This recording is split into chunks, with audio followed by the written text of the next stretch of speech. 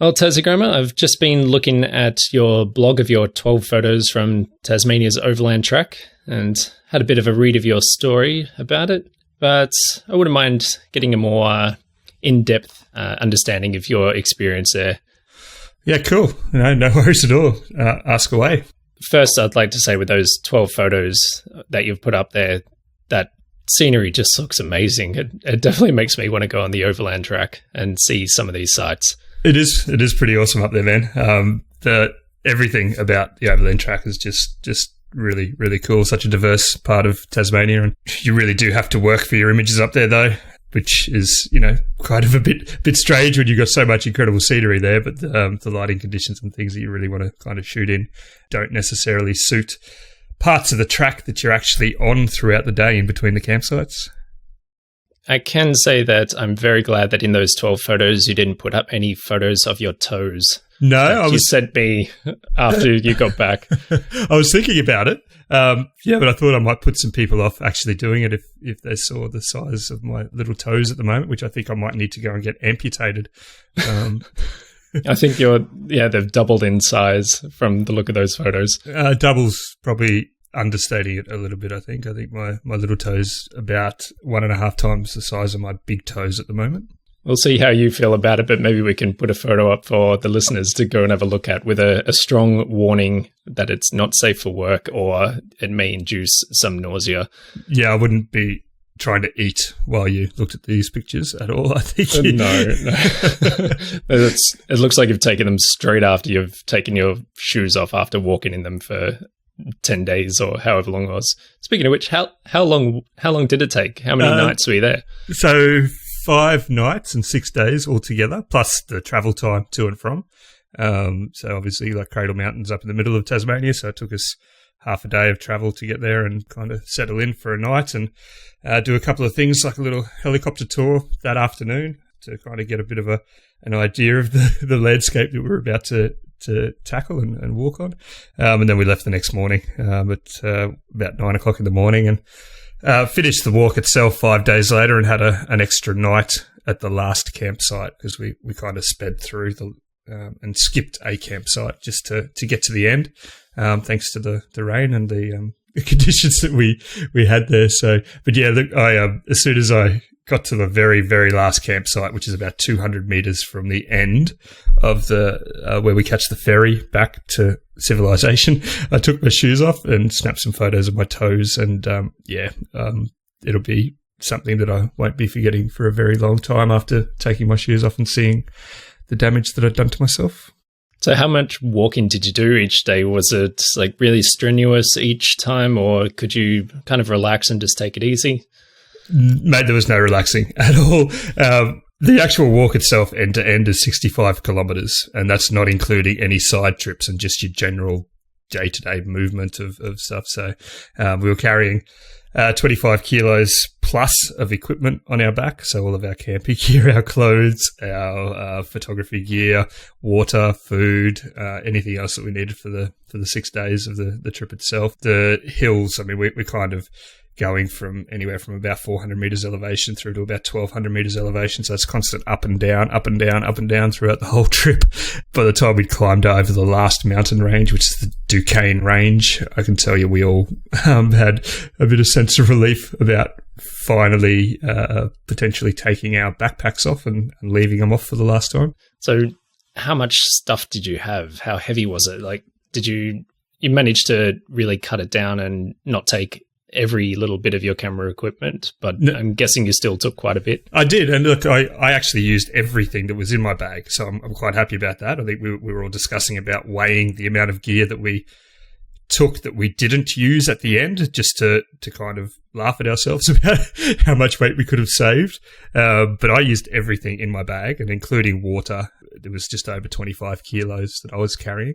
It seemed to get heavier as we went along, basically because everything became wet thanks to the rain that we had. So all of our clothes and our bags themselves just kind of added all the extra weight thanks to the water that we were carrying and the water that got absorbed into our clothes, obviously. Even though we ate all the food as we were walking along, and basically about 3 kilos minus the packaging, which we had to carry out, we added more weight thanks to the water. And as you're walking along, the weight of the bag and obviously getting tired just kind of makes it feel like the bag's getting heavier as it is anyway. With all the rain and, as you're saying, the conditions weren't really fantastic, but and all the walking, did you get to take many photos and have the chance to actually take the time to set up your tripod and get the photos that you wanted to get? Look, definitely. I took over 2,600 images across the whole trip, so nearly four memory cards full of images, which I've come home with, which is really cool. It's going to take me a long time to sort through them all. I actually set myself a bit of a challenge of shooting handheld as much as I possibly could along the trip, rather than kind of focusing on the long exposure style content that I generally produce. I really actually wanted to challenge myself to something different, which is a good thing as well, because taking the backpack on and off was draining. Dropping 25 kilos on the ground and needing to pick it back up every time I needed to take the tripod off the bag to set it all up and then go through your gear and sort through, grab your filters, all that sort of stuff kind of was quite draining in itself. I mean, if you're walking 10 to some of the days, we did 24 kilometers on the last day. The amount of times that I would have liked to have set the tripod up, just the time and the locations and the being so tired just kind of didn't allow for that anyway. But I came away with a ton of awesome images that I think are great anyway. And it's given me a bit more inspiration to go back and do it all over again and plan on being in specific locations at specific times to try and get some of the more iconic shots of the region. Did you have a favorite scene or place, or just like a best experience in general, whether it was just the whole thing of walking? Was there any specific spots or photo that you really enjoyed getting, or just being out in the wilderness with a bunch of your peers taking photos? The whole experience in itself was awesome. We had a really, really cool crew of people. We laughed more than I think we've ever laughed in our life before. I think most of our energy got spent laughing. We literally laughed non-stop across the whole trip. I'm a little hurt by that. I mean, I thought that we laughed quite a bit together, and to hear that you're laughing so much with other people, it's a bit hurtful, but it's okay, mate. Yeah, but normally it's that we're laughing at each other, not with each other. That's a whole different thing. That's probably true, yeah. But look, in terms of scenery itself, the rainforests, or the actual really dense forest that Tasmania is really known for, the really saturated greens and the mossy areas, particularly on day 5, were my absolute favourites. I mean, the mountain peaks are really cool. Barn Bluff, Cradle Mountain, Mount Oakley, absolutely stunning location. But yeah, the actual rainforest themselves is just an area that I'm always drawn to. And the amount of incredible compositions and scenes available within them were amazing. By the time we'd reached the rainforest, it was literally torrential rain on that particular day. We were absolutely soaked. So it was really quite challenging in itself to even set the camera up on a tripod. I mean, it was just raining. So no matter what we did, we got water on our lenses, on our filters, all those sort of things. Plus then having to constantly pull the backpack off to get the gear out, which had to be stored in waterproof bags. All those sort of things were quite challenging. I can't even tell you how many times my lenses and filters fogged up on that particular day because of the humidity. So it was really, really hard to kind of get those shots. And that was also the big waterfall day as well. We had perfect conditions in terms of sky for the waterfalls, but the tracks into them were so muddy and slippery, and it was pouring with rain on both of those days, on that particular day, that it just was really kind of hard to get the shots, which was in itself awesome for the challenge. And when I come away and look at the images that I've managed to capture, I look at them and think how much effort has gone into them. Maybe they're not my best images ever, but when I look at them and I think about the experience behind them, it makes it all worth it. Would you recommend it for anyone else to go do it? Absolutely, definitely. If you're reasonably fit and you're up for a bit of a challenge, the Overland Track is incredible. I would love to go back and do it at the tail end of winter when there's quite a lot of snow around. I think it would just add something more to the landscapes there, but obviously would also add to the amount of gear and those types of things you're carrying in. But it's one of the best photography experiences I've ever had in terms of the physical challenge, as well as just the challenges of creating good images on the track. It was really quite challenging. That's probably the easiest way to say it. But by the time we got to the end of the track, while it was great to put the backpack down for the last time and know that I didn't have to carry it again, it was also a little bit disappointing that it was over. I would have loved to have gone back into so many of the spots, and also some that we didn't get to, and really just explore more. I usually do long day walks. I like sort of starting early in the morning and finishing late or whenever, just knowing that I'm going to be back at the end of that day. I'm guessing if I wanted to do a multi-day hike like this, I'd probably have to prepare a bit more than just bringing along a box of muesli bars and a couple of bread rolls. Definitely. Look, we took a lot of dehydrated food with us, which obviously doesn't have as much weight. But then the challenge of that also required carrying water. While the food itself may not have weighed much, the water that we needed to cook the food was where the weight was, the equipment needed to cook the food. But here in Tasmania as well, we've got a huge challenge of the weather that shifts so quickly. Like during the days, some of the days, it was 25 degrees plus, particularly in some of the higher regions, which are just open and exposed, or the button plains, or the really kind of dry forests that are really common throughout Australia. You see them a lot in the Grampians and in New South Wales, and particularly in parts of Queensland as well. So they were really quite hot, and then you drop down into lower regions and it's really humid and cold, and the nights were like really, really, really chillingly cold. It also rained a lot at night. So I think 3 of the 5 nights it rained. So we woke up with wet tents. There was kind of a lot to think about in terms of actually preparing for that sort of stuff, particularly here in Tassie. I mean, it's just, you've got to prepare just to go out for a day, never mind potentially 6 days of weather conditions that can change so quickly. Yeah, and we'll definitely put a link to Tassiegrammer's blog about his experience and his photos, and go and check him out. And if you're wanting to do the walk, or even just wanting to see what Tasmania has to offer, have a look at his link and his blog and give it a good read. Yep, definitely, and hopefully I can walk again soon, because I ended up throwing the shoes that I took away at the end of the trip when I got back over. I have a massive issue with just about any pair of shoes, but oh man, I tell you what, these ones, by the time I took them off for the last time, it was just like a relief. Was that the boots that you wore on the Cape Pillar one? No, completely different pair. This is an older pair that I already had worn in, well and truly worn in, but all the water and rain around kind of made everything waterlogged, and obviously it makes your feet swell when they get wet anyway. So having your feet swell inside your shoes was not really my idea of fun. But before we left, I strapped all my feet up, put this kind of tape which turns into like this leather on the heels and on the tops of my feet, but it didn't really prevent my toes from swelling up, and that's where the majority of the pain is at the moment. And I think it's going to take a little bit of time to recover from that. Now we'll get past the Overland Track. I'd like to thank Nisi Filters again for both the episode and overall sponsorship of Project RAWcast. We've still got a competition running for Nisi for a V5 100mm filter kit over on Instagram. So that ends this Sunday, the 27th of November at 6 p.m. So just keep your images rolling in. Make sure you're mentioning us within the captions of your post, and also hashtag Project RAWcast to make your entry valid. Nisi are also offering 5% off to any Project RAWcast listeners at their website, which is nisifilters.com.au, just by using the coupon code Project RAWcast during the checkout process. So massive thank you again to Nisi for your ongoing support. We really appreciate it. Thank you, Nisi Australia.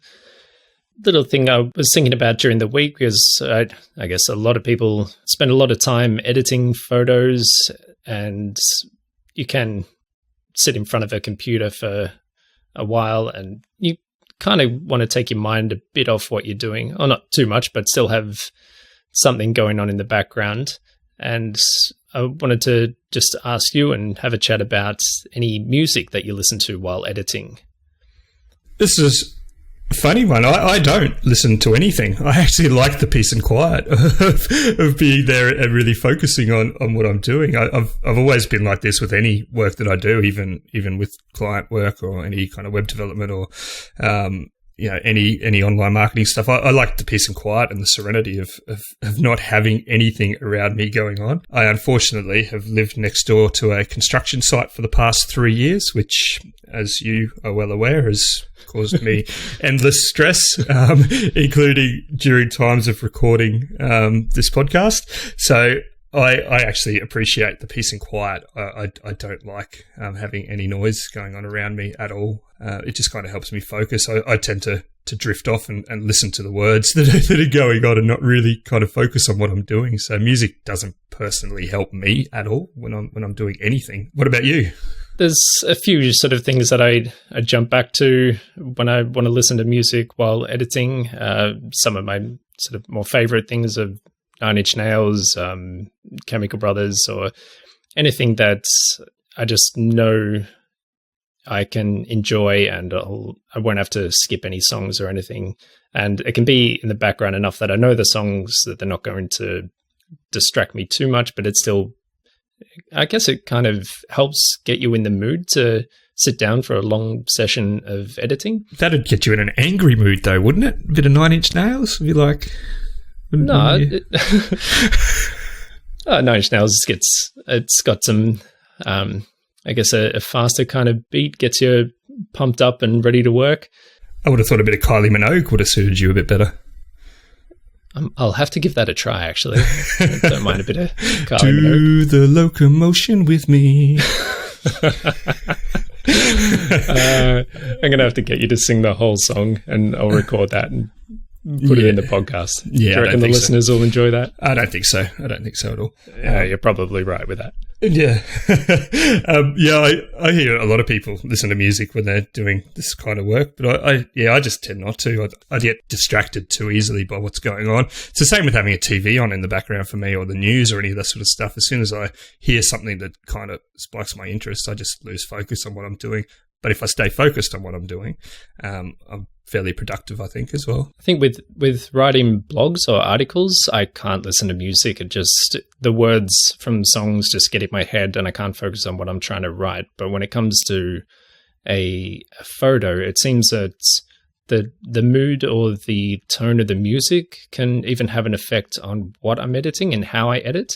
And so I'd be interested to hear what our listeners think about it as well, and whether they think that the music, if at all, if they listen to it, whether that has an effect on the mood of the image that they're trying to edit.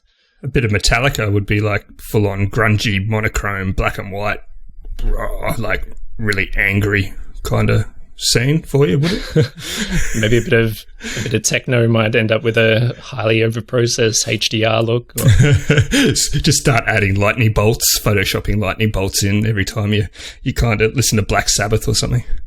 I wonder if you do put on specific music for a specific feel for an image that you're going for. So if you are going for a moody black and white that's kind of dark and maybe a bit depressing, whether you put on a bit of slower, sad music, or if you're trying to get through a lot of work. And I know when I'm just wanting to edit a lot of photos quickly but well, I'll tend to put on, I even put on a bit of trance music because it is fast-paced. It does sort of just get me moving and get me focusing on getting to the next image and not spending too long just stressing about tiny little details which aren't going to be overly important for what I'm trying to achieve. All right. Well, if you could pick a musical act to relate to your editing style, just one, as your overall general editing style, do you think you could pick one? As I said, I've got a few bands that I'll listen to, but sometimes I'll even just try and pick something random that I haven't listened to before just to see how it goes. But I guess it's just going to be my taste in music rather than a band or a style of music that fits my editing style, if that makes sense. Yeah, I'm thinking like Nick Skitz or Carl Cox or someone might suit my editing style. Full on like psychedelic, hypo, stupid, out there colours, like purple skies and like green water, and maybe that's a bit of an experiment for you to try having an editing session while listening to some of that kind of music and see whether it does affect how you edit your photos. Because I use the Wacom tablet now. I reckon we could kind of like, I'd probably get up and start dancing and just, waving the pencil around on the tablet and yeah, I might give it a go actually. Yeah, we'll see. Yeah, see how it goes. Yeah, cool. During the week, we've had a listener question come in via email from Bradley Woodcock. Really cool question, I think. As always, a lot of the questions we get are something that a lot of photographers could relate to. So this is a really cool question. Yeah, he says, "Hey guys, my name is Brad. My Insta handle is BJW Photography Darling Downs. Just wanted to say this podcast is friggin' awesome. I have pretty much given up photography for a while, was getting really down with it all. I want to know your thoughts on social media glut. I don't want to get into specifics, but my anxiety has caused me to stop as I found myself shooting for likes and follows and was finding myself comparing others much better than me. Do you think a lot of togs, you guys included, have had this happen? And any tips on overcoming this? Would love to hear your thoughts and discussion on this. Anyway, your podcast is stoking my photog fires again as I hear your passion and just want to get out there and do it again. Thanks for that. Means a lot." I'm with you on this one, Bradley. This exact thing has been an issue for me now for several months, and I've discussed this openly with many people about feeling that photography has almost become more about the engagement that you get and being told how awesome your image is rather than the actual fun of going out there and producing images, particularly as an Instagrammer myself. I definitely notice this, and this is something where I've now taken a step back from posting every day. I used to post 7 days a week, guaranteed without fail, to now posting 2 or 3 times a week, just simply because, firstly, the amount of time that I've put into my Instagram account, it's almost a full-time job, 6 to 8 hours a day to go through, produce content. I produce images, tell stories, engage with other people, answer all of the comments that I get on my own posts. It all adds up. So, 7 times 6 is 42, 7 times 8 is 56. So that's 42 to 56 hours a week I was spending on Instagram. And I'm not sure inside myself whether it was genuinely about photography process itself or the engagement and the constant buzz of being told how great your image is or whatever it is. I kind of went through this at an early stage of starting up an Instagram account where my photography was starting to be designed for Instagram, and I was heading out to, it was specifically based around a white night event in Melbourne, which is just events all throughout a Saturday night from dusk till dawn, lots of light shows and different things. And I went out to take the best photos I could to try and get likes and shares and engagement on those photos because it was something topical. And it was at that point that I realized I'm not heading down a photographer path. I'm heading down a Instagrammer trying to get engagement and likes kind of path. And I didn't want to do that. I wanted to be a photographer first and have a good Instagram account second. And that's something that has helped me not focus too much on trying to just get likes and shares and engagement on Instagram. Definitely. Look, I'm seeing it within the community as a whole, and we've got some strong ties through many of Australia's biggest Instagrammers, some massive Instagrammers around the world where there's constant whinging and complaints now about engagement rates or drops-offs of engagement rates, those sort of things. And I can see within the conversations that I have with people quite often that it's no longer about the fun of photography. It is purely about that process of posting to Instagram and getting 1,500, 2,000, 3,000, 4,000, how many ever it is likes that some people get.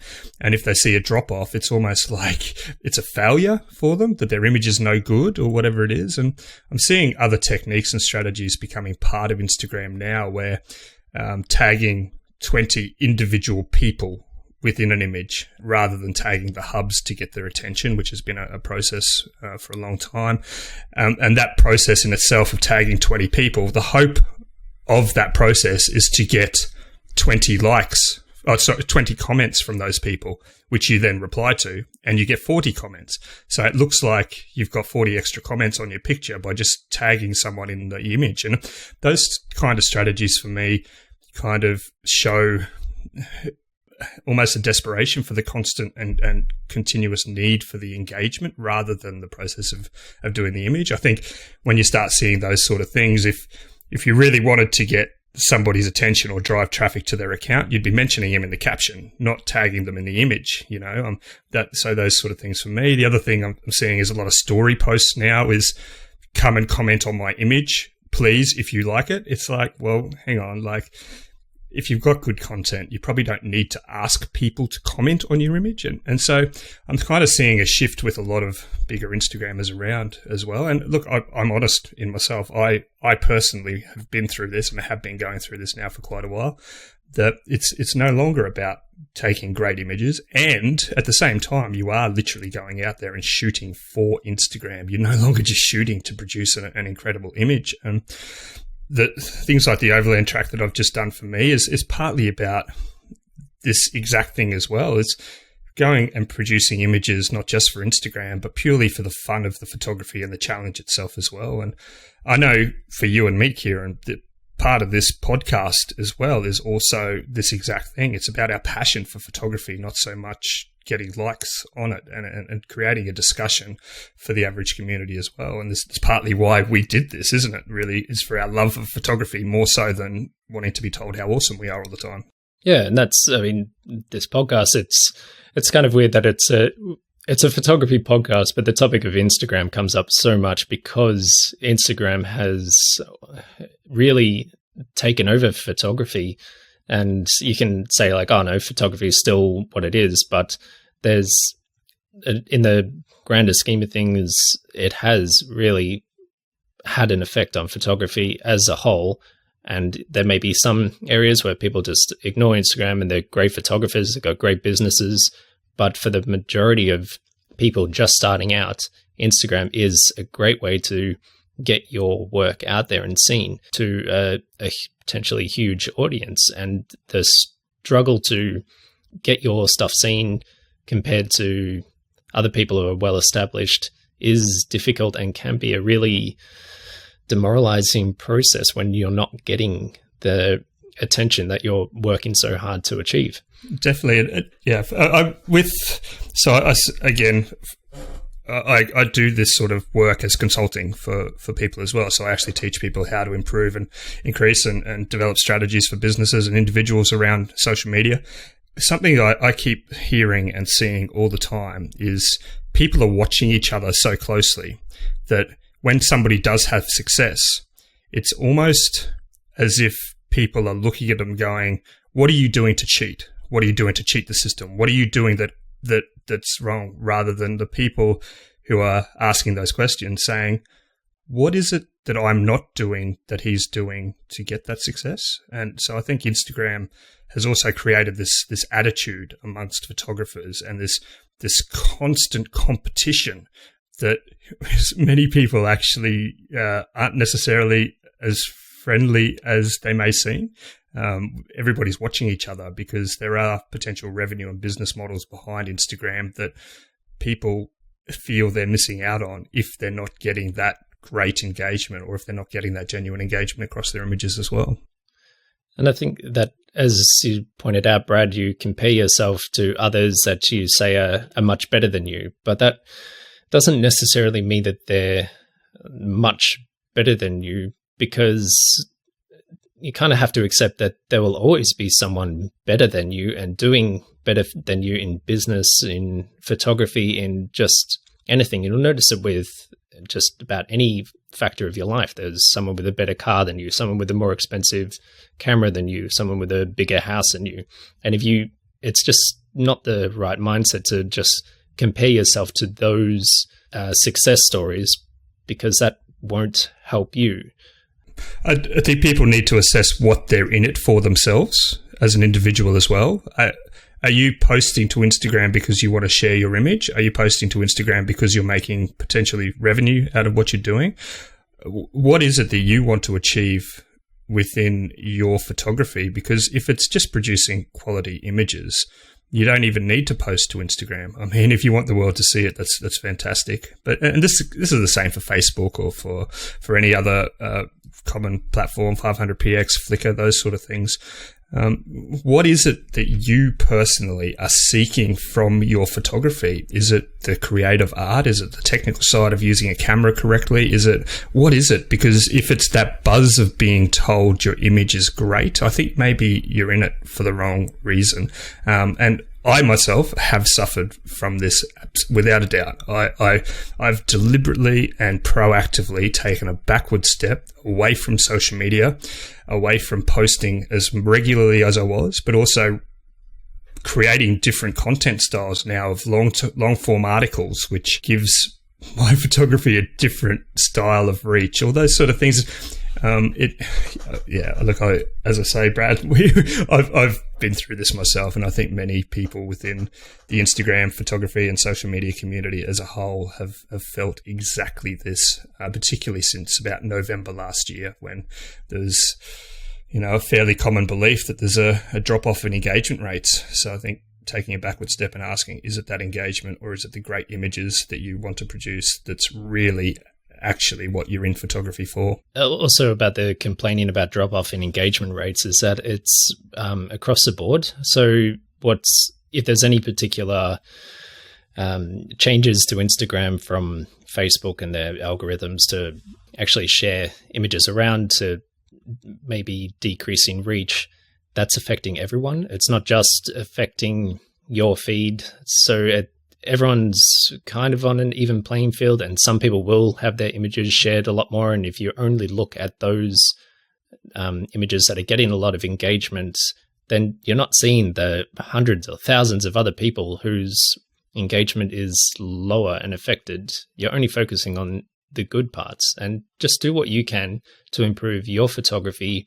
Do the work to try and get your work seen on Instagram if that's what you want to build up, because it does take a lot of consistent hard work, but it's not the be all and end all of having being a great photographer. Is like, there's good photographers out there that don't really have great Instagram accounts, but they're really successful photographers in the business side. Definitely. And look, some of Australia's, for example, I'm going to give, say, Paul Halloran or Peter Eastway. These sort of guys are not hugely active on Instagram, but they're hugely successful photographers within themselves. They've won many awards. They get to travel the world. They've got corporate sponsorships. They've got brand arrangements, all sorts of things that happen behind the scenes that we don't see. And that's not as a result of social media. That's as a result of producing quality images and great images and being very good technical photographers. So that social media doesn't have to be the be all and end all of your photography production. If that buzz of getting the likes at the end is what you are doing, it's time to maybe take a backward step and reassess what you're actually in it for. Again, if there is a business model behind it, there is a ton of work that you have to continually do, and that's fantastic. But the 1% to 2% of people that would actually have any revenue source or business model behind their social media accounts doesn't make it worth necessarily competing against the entire community or comparing yourself against everybody as well. Yeah, if you're heading out taking photos and you're thinking, if I take it in a portrait format, it'll fit better for Instagram, then maybe just stop and think, wait, am I shooting this for Instagram, or am I here because I love photography? That's exactly right. Look at even before Instagram switched over to having multiple image sizes. This was like, when whenever it was, September last year or something, when they switched over to portrait and landscape orientation images, so not just square. I was really happy with it because I found prior to that, I was deliberately shooting for a square format image. Opening up the different orientation styles or the different image sizes allowed me to go back to focusing on the photography. But at the same time, I still had in the back of my mind, any image that I was producing, I quickly wanted to go and share it to Instagram and share it with the world and go and get that buzz from people telling me how great it was or how bad it was, whatever it is. That kind of helped a lot in terms of going and being able to go back to shooting for the image rather than shooting just for Instagram or just purely for a social media platform as well. And if you are looking for inspiration on photos that have done amazing without Instagram and have had a huge effect on the world, Time magazine has released a set of images of 100 photographs of being the most influential images of all time. Some of these images, I mean, these are some of the biggest and most widely published images ever in the world of photography. One thing about a lot of these images that we've looked at, they tell a story, or that they've been right on the very edge of technical, a technical revolution within photography or a technical advancement within photography. Some of these images, and we're kind of talking about, say, the Milk Drop Coronet by Harold Edgerton, which was taken in the 1950s. This is one of the first examples of high-speed flash photography ever to have been done. Some of these images are just amazing. I mean, Muhammad Ali versus Sonny Liston, a bit of a story behind that image, where it was actually a junior photographer who got sent over the other side of the ring when he kind of tried to mix it with the big boys or the more experienced photographers. The more experienced photographers kind of got the back of this shot, but this guy, Neil Leifer, actually went around to the correct side of the ring for this image after being told that he shouldn't be playing with the big boys and managed to capture one of the most iconic shots ever in sport. And there's a range of photos from astronomy photos. There's one of the gas pillars. There's a photo of the man on the moon. There's even the Ellen DeGeneres selfie as well. So there's quite a range of photos, but I do get the feeling just from looking at these that it's kind of sad to see that a lot of them represent human suffering. That's true, but I think the thing about human suffering as well, while it's not necessarily one of the best topics that you like to necessarily talk about, is quite often it conveys emotion and story behind what the photographers managed to capture there. A lot of these are wartime moments, atomic bomb going off, napalm, Vietnam, those sort of things, and they're moments that the average person wouldn't necessarily get to experience and hopefully never experiences, but they do really convey a sense of emotion and storytelling behind them.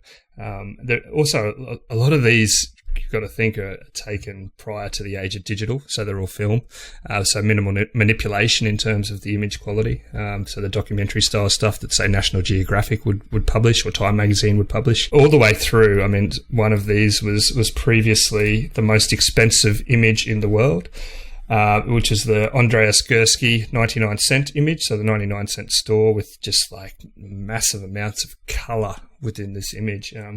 It's taken within a supermarket, but the image actually sold for $2.3 million US at an auction. How cool would it be to be a photographer that managed to capture an image that made it into one of these lists? Yeah, with the billions of images that have been taken now just from smartphones, cameras, and just everyone just taking so many photos all the time, to be in a top 100 list like this. And it's not the highly technical or anything. These are just the most influential images, and it doesn't matter whether it's a grainy black and white image or a really new digital photo. What matters is the content of that image. Yeah, definitely, and there's so many awesome shots here. I mean, as you say, though, some of them are quite sad, and some of them really do represent the the epitome of misery in them. There's some others, though, when you think like Michael Jordan's Air Jordan image captured by Co Rentmeester in 1984. Now, this particular image has turned into the silhouette of Michael Jordan's brand now. So that particular shot now, if you follow basketball, if you follow any sport, you would know this particular iconic shot just as purely from the silhouette that's used for Air Jordan's brand. Oh, and I've just noticed there's the photo of the Loch Ness Monster as well. That one's even made it in there. You sure it wasn't photoshopped? Well, there we go. Maybe a doctored photo, but there is some nice photos, as in happy photos, like the Ellen DeGeneres selfie. I suppose that's a happy photo. There's the Beatles having a pillow fight.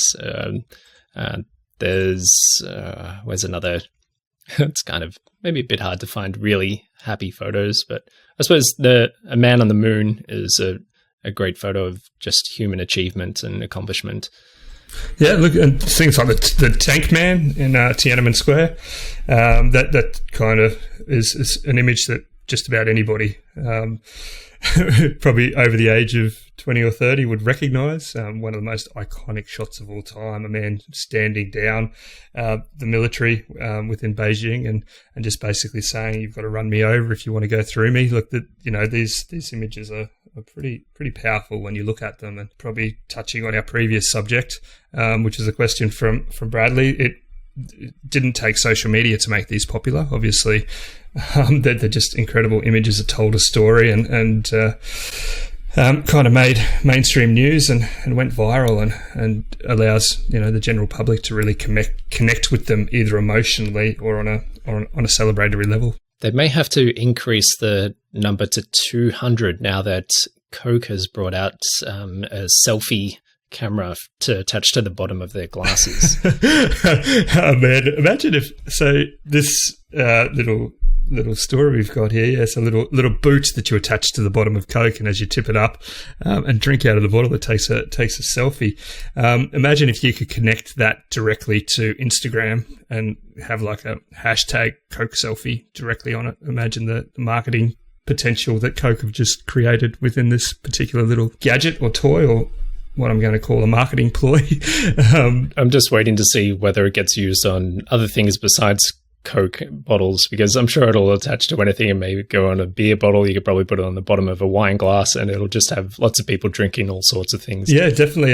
So this kind of reminds me as well as of the pair of glasses that Snapchat have recently released, which kind of cost $120 and allow you to kind of create videos directly from the glasses themselves. So great marketing ploys. I wonder how much investment the marketing companies have made into these little gimmicks that really, that's effectively what it is. It is a gimmick to kind of drive a little bit of traction towards either the Coke brand or the Snapchat brand.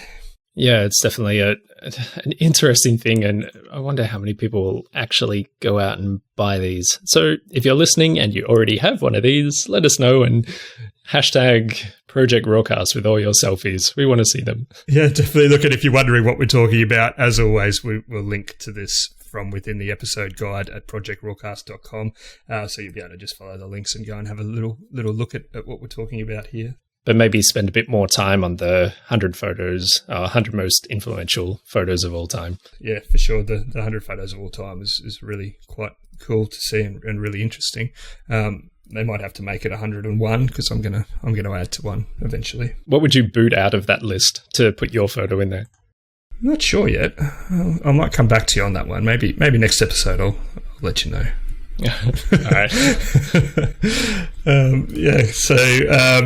Again, now something else that's pretty newsworthy, and I think another social media platform that we quite often talk about is Facebook. Now, Facebook, if you don't know, as a photographer, actually remove your EXIF data, or the data that's an identifying feature for your image as you post. Now, there's probably a few reasons for this, but one that I know of is basically to reduce the size of the images as they do.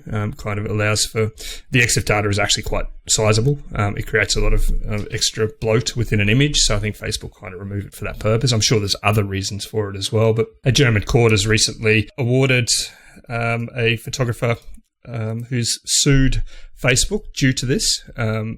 Some some money, and potentially also introduced and changed the way that Facebook may have to do this.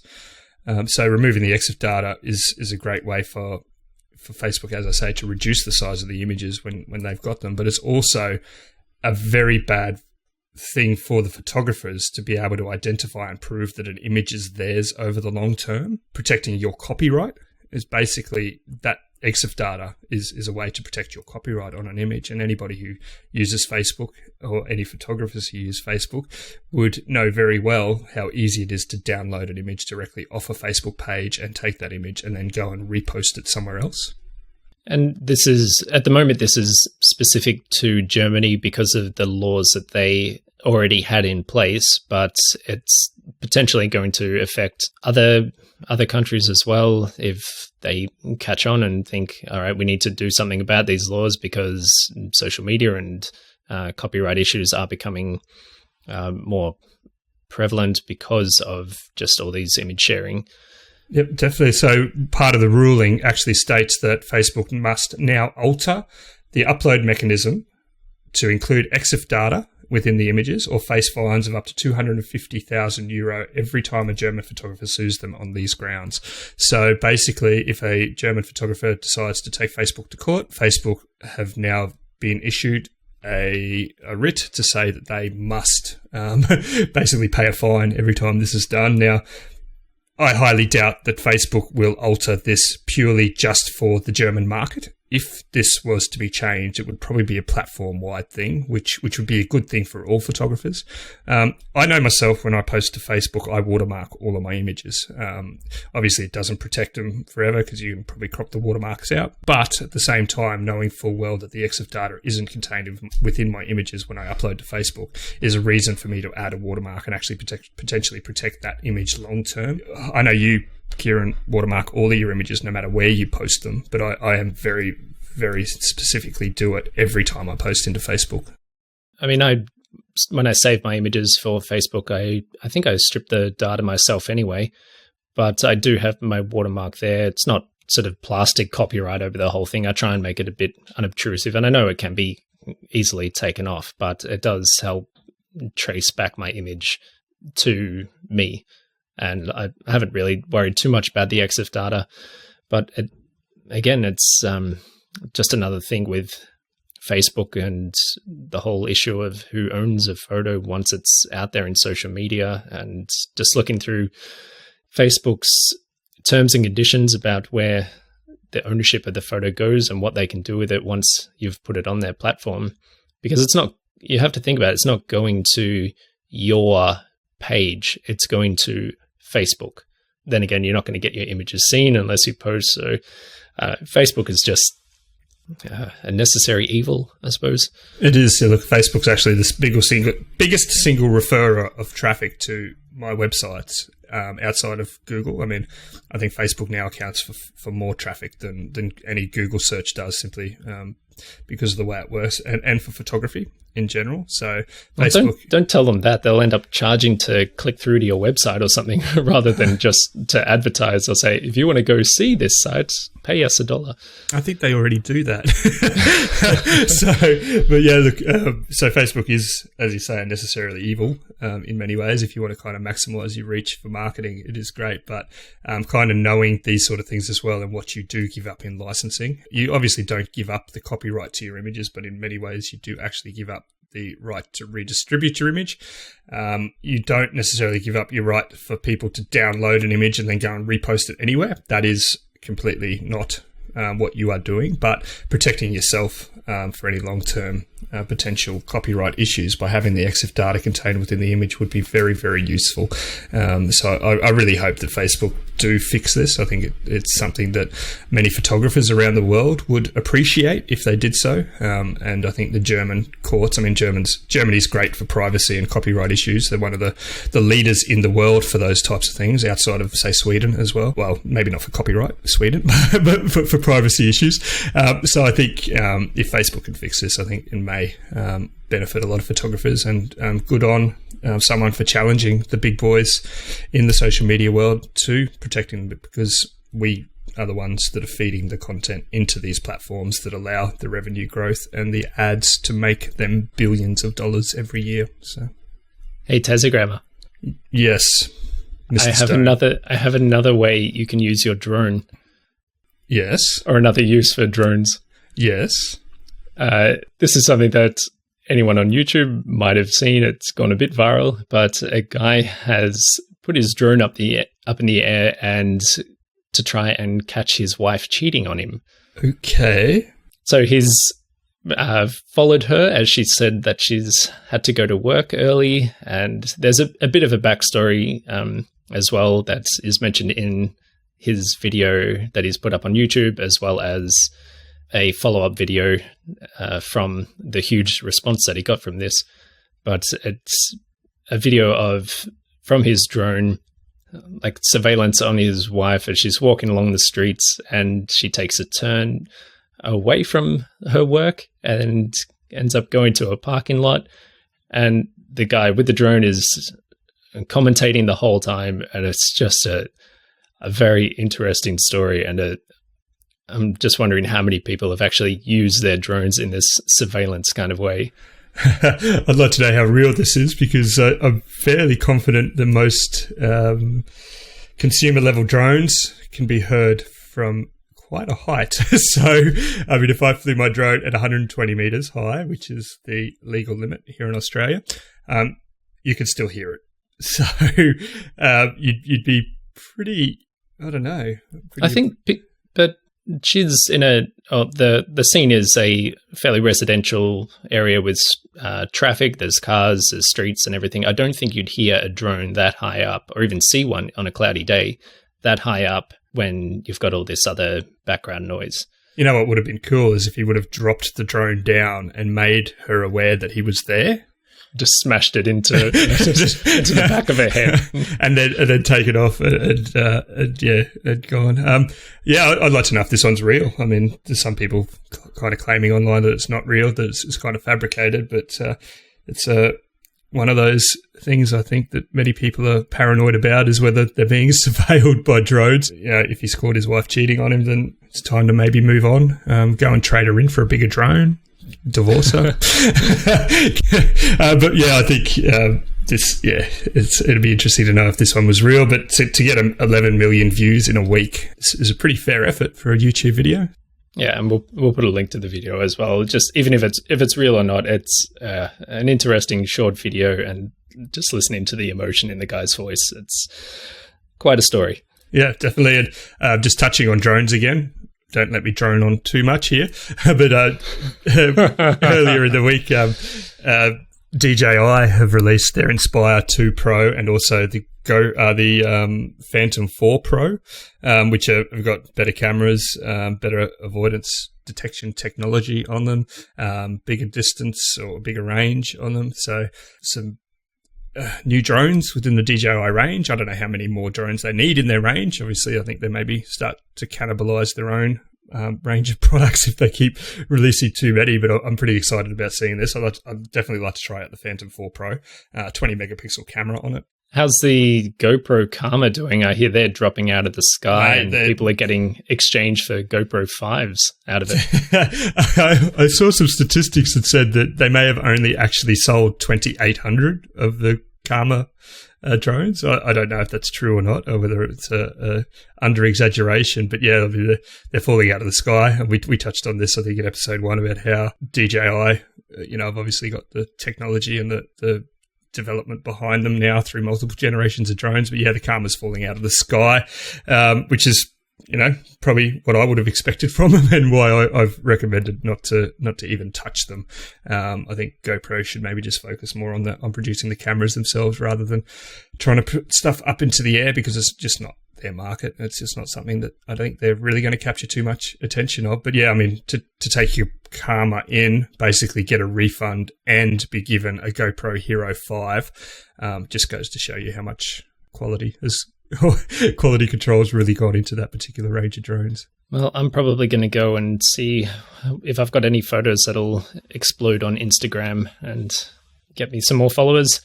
I'm going to probably just go and chop my 2 little toes off, I think, at the moment, and hopefully have my feet recover pretty soon because they're pretty sore. Keep entering into our Nissi V5 holder kit competition. Still got a couple more days, and once again, loving the entries. We'll keep checking those out and get our winner sorted on Sunday evening. Terrific, awesome, and as we say, thanks again to Nissi for the ongoing support of Project RAWcast, and I'll chat with you later, Kieran. All right, cool. See you later. See you, mate. Bye.